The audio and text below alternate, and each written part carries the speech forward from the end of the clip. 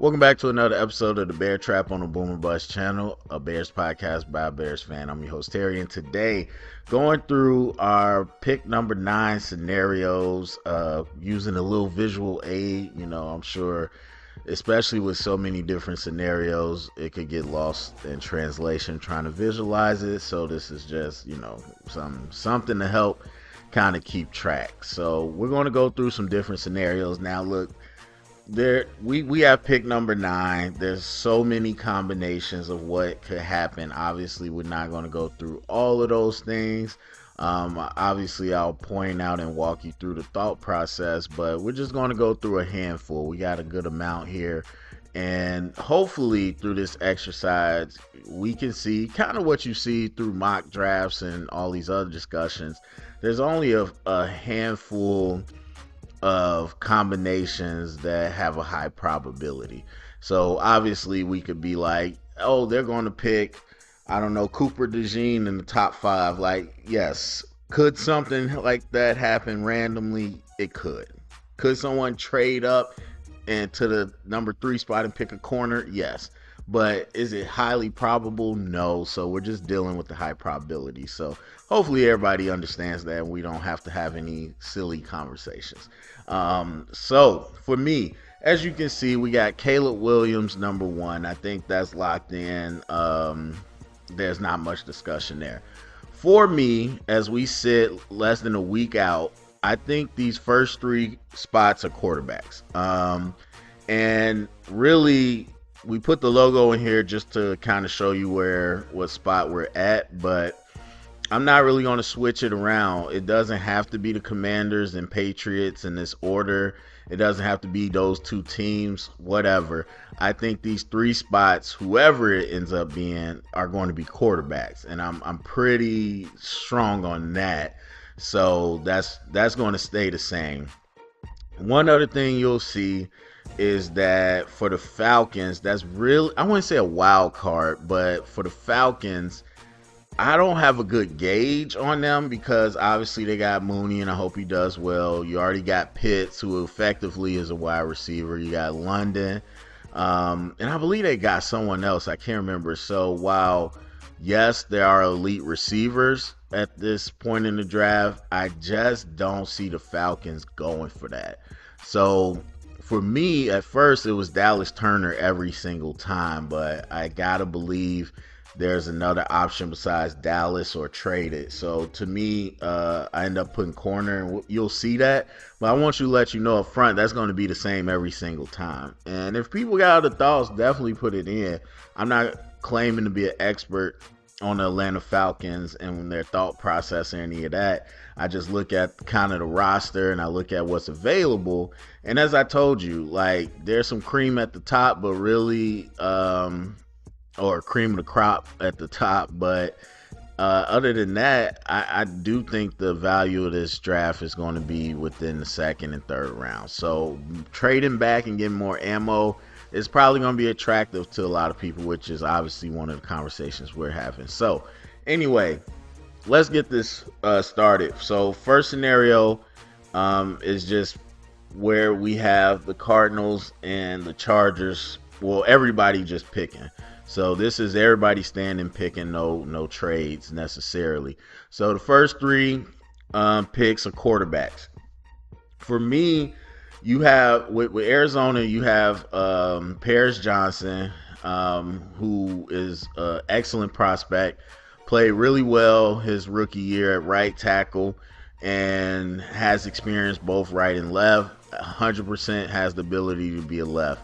DJ Humphries is now gone from the Cardinals, so more than likely, I think you'll see Paris Johnson go to the left side, leaving a spot on the right side. And so when people talk about Joe Alt or anybody, and they say, well, he's only a left, he's only a right.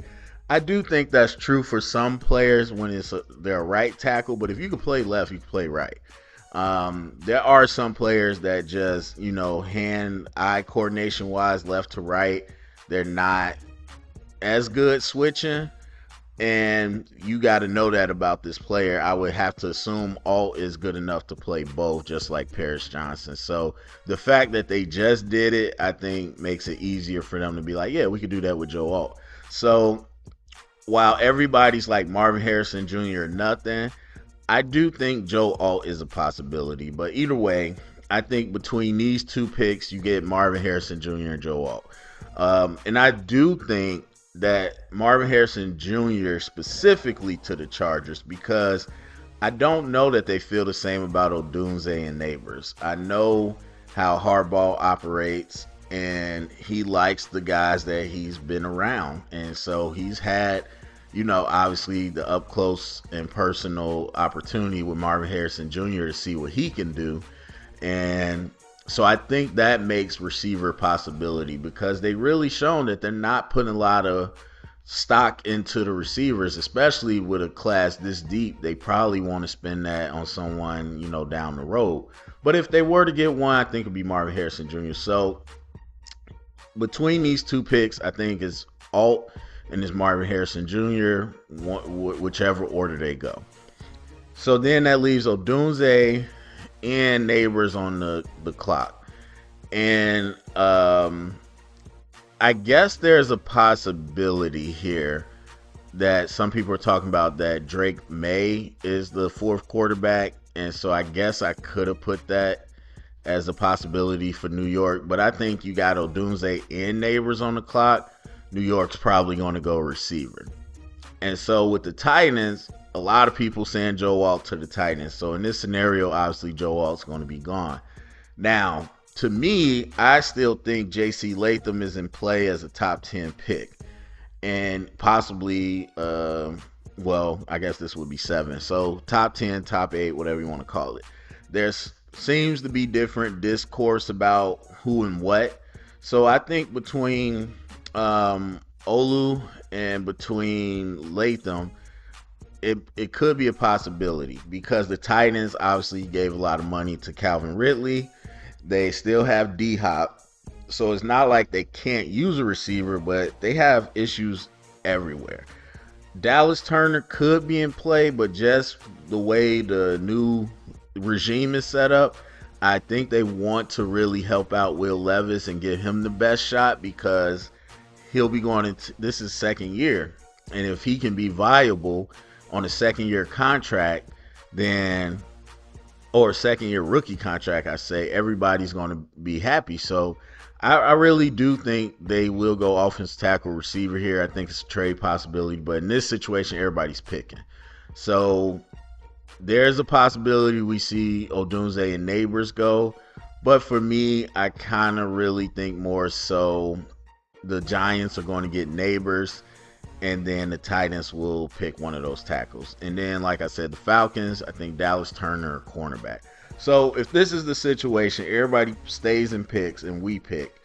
And I think for the most part, a lot of times our answer is going to be the same, but you never know. So in this situation, if it's me and Odunze is there or Neighbors is there, that's the pick. If Odunze and Neighbors both end up getting out of there, and then we're sitting here, a lot of people are talking about, well, maybe Brock Bowers. I think I'm not sure. I'm not so sure that is where I want to go. Not to say he's not a good player, but again, to me, it's more valuable to get assets in the middle of this or day 2 of this draft than it is to, go for one of these top 10 players that you don't have extreme conviction in. So that's kind of that situation, but we'll see a lot more of the combination going forward. All right. Now, the thing is that, as we've said, or as many people have said, the draft starts at 4. And the draft does start at 4, but one thing that people want to keep in mind is that you can see the Cardinals, like I said, picking somebody, especially with Marvin Harrison Jr., and then the Chargers trading, or the Cardinals do make a trade. But depending on who makes that trade is going to be very important, because if the Cardinals, so in this situation, the Chargers make the trade, the Cardinals pick. And we'll see the next one when you flip it. Because the Cardinals, if they pick, we know they're more than likely picking Marvin Harrison Jr. or a receiver. I do think Joe Alt's a possibility, but they're more than likely picking a receiver. And so receiver, tackle are kind of the possibilities. The Chargers, however, we don't know where they could go. They could go tackle, they could go receiver. They could reach far if they want to go with Brock Bowers. They could try to look at defense. So the Chargers have a lot more gaping holes, and we don't know what Jim Harbaugh is going to prioritize. So depending on who makes the trade will really be different. So in this case, like I said, Cardinals stay, they pick. The Chargers trade, I believe, is more than likely someone coming up to try and get a JJ McCarthy or whichever the fourth quarterback is.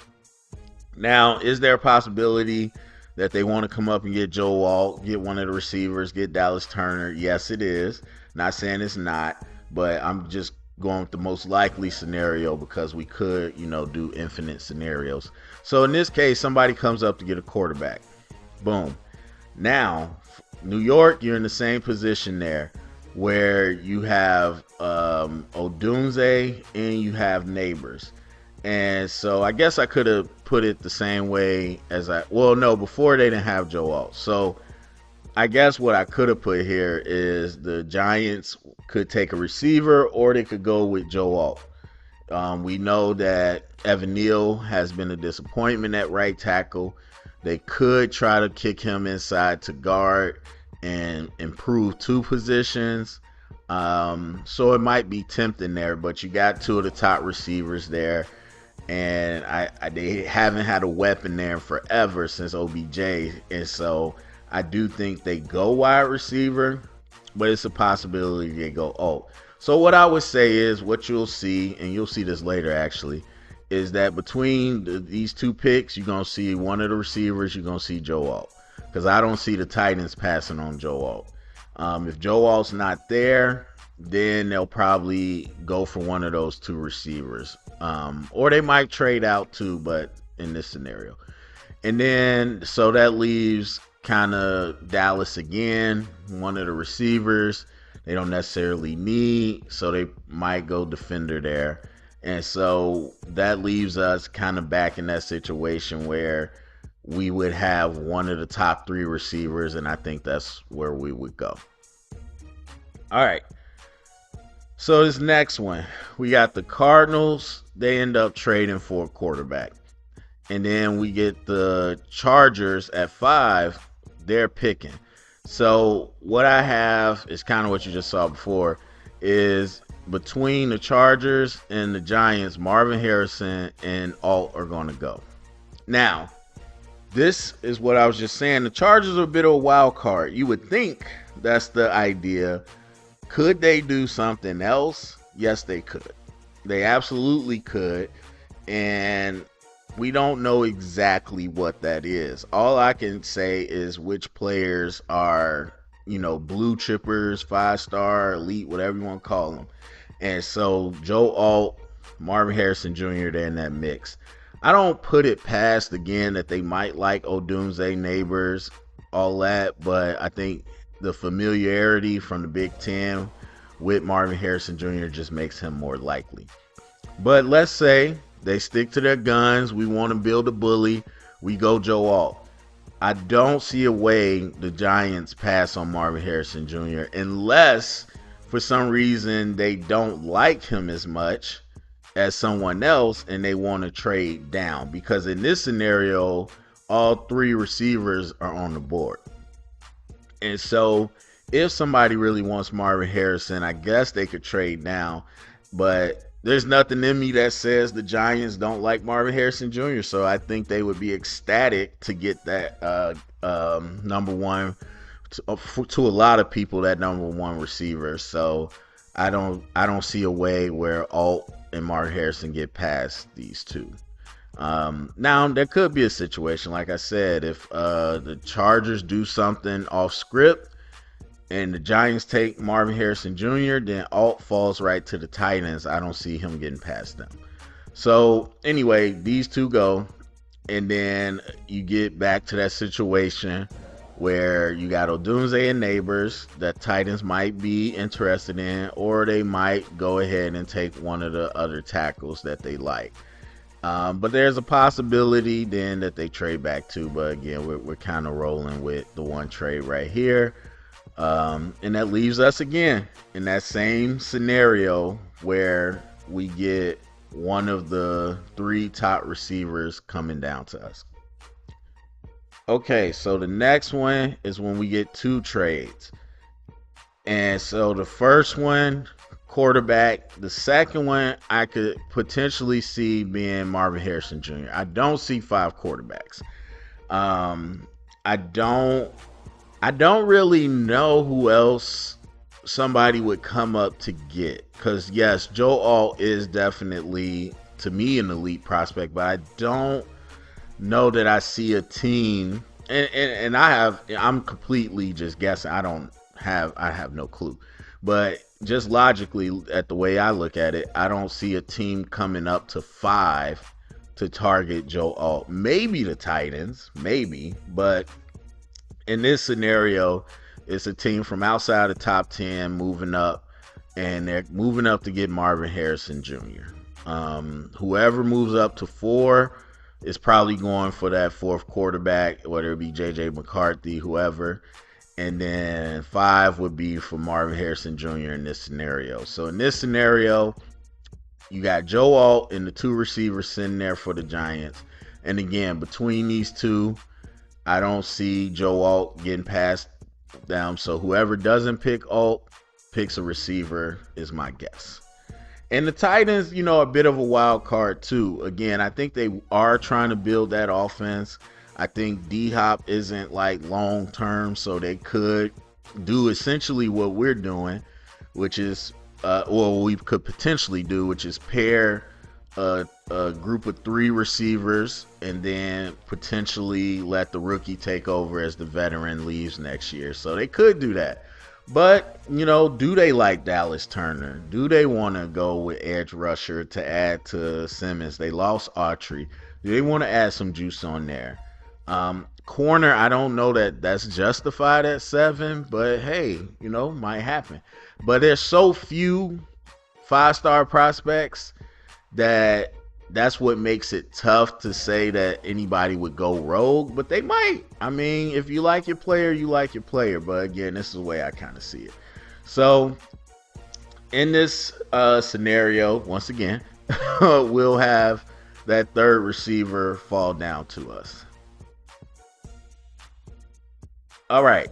So in this scenario, we have the Cardinals, and everybody's picking once again, but this time the Titans do go receiver, and because Joe Alt's gone, they go receiver, and the New York goes receiver too. So now all 3 of the receivers are gone, and then Joe Alt's gone as well. So then we get to the Falcons. So we got a quarterback still on the board. So somebody in this position could trade up and try to get one of these quarterbacks. But either way, if this was to play out, a trade up scenario would more than likely be for a quarterback, whoever, whether that's with the Falcons, whether that's with us, So I'm not worried because we don't need a quarterback. But in this situation, if we get to the podium, we don't have Joe Alt, we don't have these receivers. This is the one scenario people have talked about a lot. And for me, as I've said, and I think it's been the same for a lot of people, if we don't have one of those premium players, then we want to trade out. We want to trade back. To me, I want to trade. I mean, it depends. It's so many options you could go with, and I just, for me personally, feel like if you're looking at Latu, or you looking at Chop Robinson or Jared Verse or Brian Thomas Jr. You're looking at these different options. Would I take that versus having 2 picks in the second round and doubling up? I'm taking the 2 picks in the second round because there's so many good players going to be there too. So for me, I wouldn't say necessarily trade back as far as possible. We want the better deal, but I'm not necessarily looking to trade back with the Jets.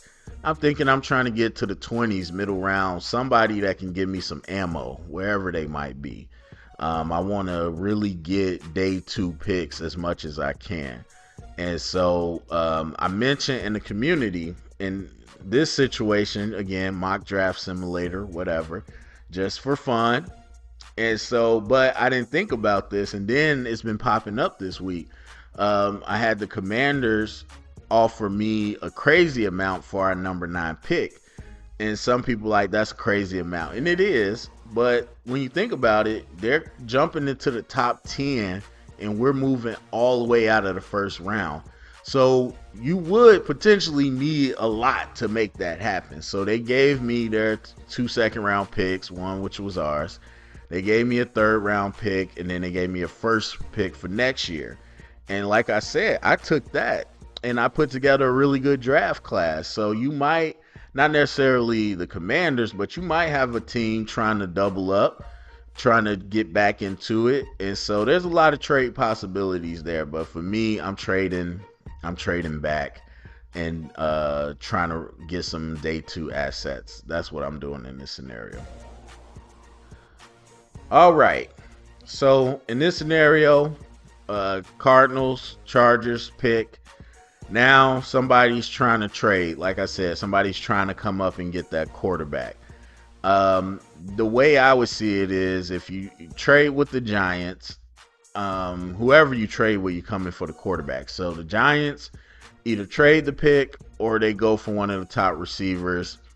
And if they trade the pick, someone picks a quarterback, then the Titans have both of the top receiver or the 2 left, and they get to choose from one of them. I don't think they pass that opportunity up.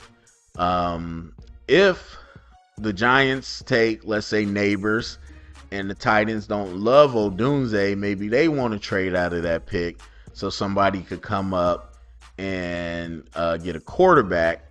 So again, in this scenario, one of those receivers would still fall to us.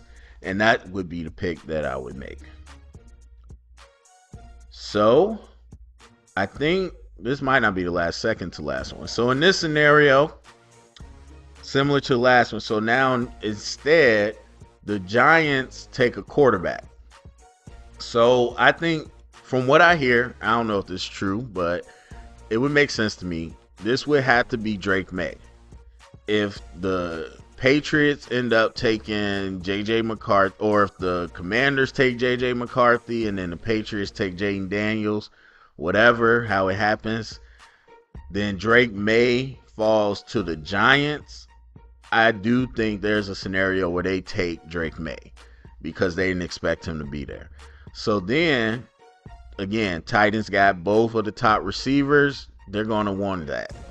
Now, but in this scenario, the Jets jump up and jump us trading with the Falcons because they know, okay, once the Giants take a quarterback, there's going to be one of those receivers there. And we want to go up and get that.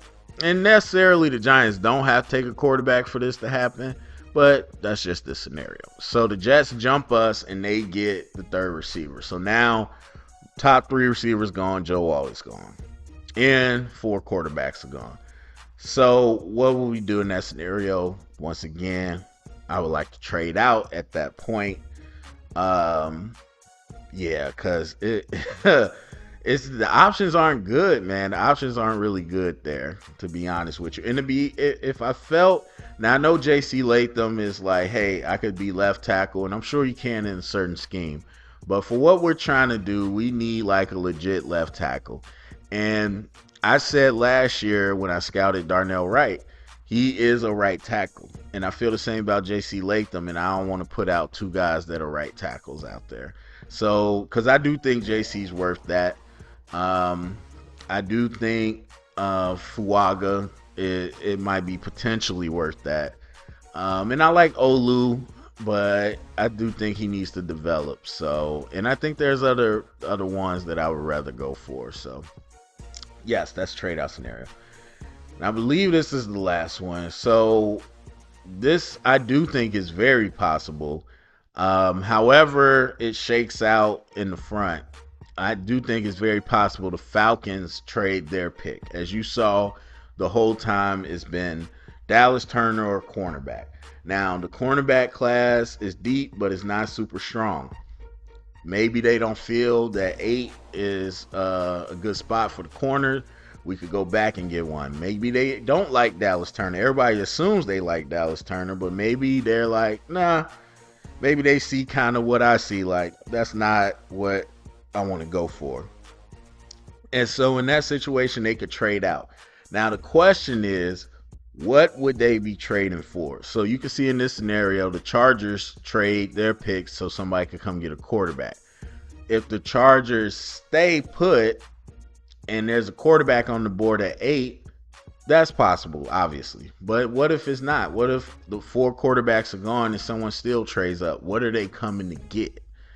And that would be the question because, well, in this scenario, you do have one of the top receivers still on the board. You don't have Joe Alt, though, but you still got Dallas Turner. Do people really like these corners that much where they want to come up? Does somebody that's far back that has no shot at getting Brock Bowers say, we'll take him in the top 10? And they want to come up and get Brock Bowers, or maybe somebody wants to come up and get one of those tackles that they believe are top 10. And so that could, depending on who it is, the Falcons could be a wild card as well. And maybe somebody's coming up to get an Odunze or to get a Neighbors. And so that is another scenario too. Now and again, there's so many scenarios out there. These are just a few. But I think going through this exercise, what I saw is, again, there's just very finite pieces in terms of how many prospects are in play for this first 10 to 9 picks. And again, that could get blown up in the draft. That's what people wait for, to see if somebody throws a curveball. That could get blown up because somebody might like somebody more than we think.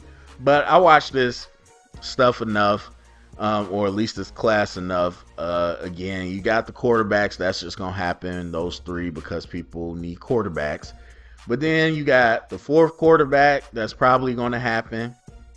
The 3 receivers are legit bona fide top level receivers. Joe Alt is a top level tackle.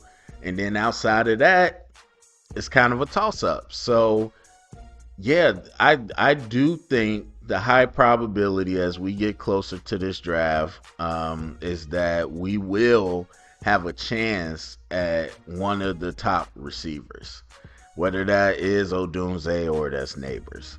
And again, that'd be the pick for me.